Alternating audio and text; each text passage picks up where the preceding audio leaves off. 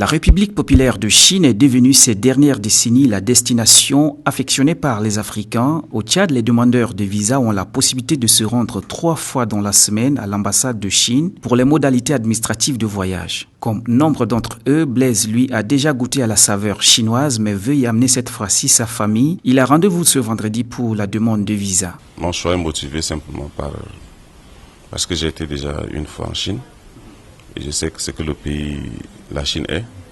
Et cette fois-ci, j'ai décidé d'amener ma famille. On a introduit une demande d'obtention de visa.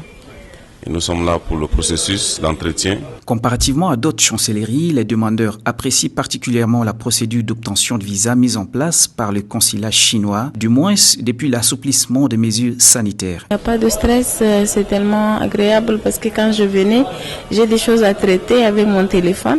C'est mon travail et j'avais peur d'être pas avec mon téléphone et je dis comment je peux faire. Donc là je suis là avec et j'ai pu régler des choses. Donc je trouve déjà que l'aspect de la sécurité n'est pas stressante et il n'y a pas de pression. Actuellement avec l'aménagement qu'ils ont fait ici, c'est très bien. Ils sont accueillants, souriants, le processus est les gens sont détendus. Toutes les possibilités sont pour l'instant permises en termes de type de visa. Il y a des visas pour les étudiants, il y a les visas pour la formation, il y a le visa M pour le commerce et il y a aussi des visas pour le travail, c'est-à-dire le visa Z. Et il y a aussi plusieurs possibilités, c'est-à-dire les procédures d'obtention de visa. Par exemple, si on prend le visa M, c'est-à-dire le visa pour les commerçants, nous avons besoin d'une lettre d'invitation délivrée par une société chinoise. En plus, la licence de la société chinoise. Pour le commerçant, maintenant, on a besoin de son autorisation administrative de commerce. On a besoin de la photocopie de son passeport.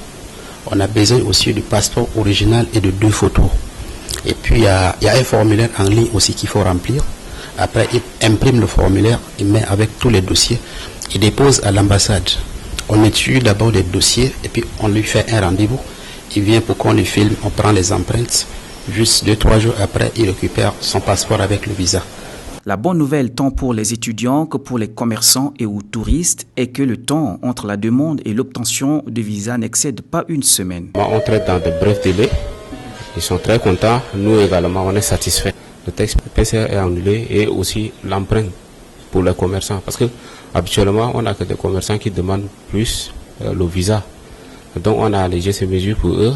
Ils n'ont plus besoin de mettre des empreintes. Je dis bon voyage en Chine. Bon voyage.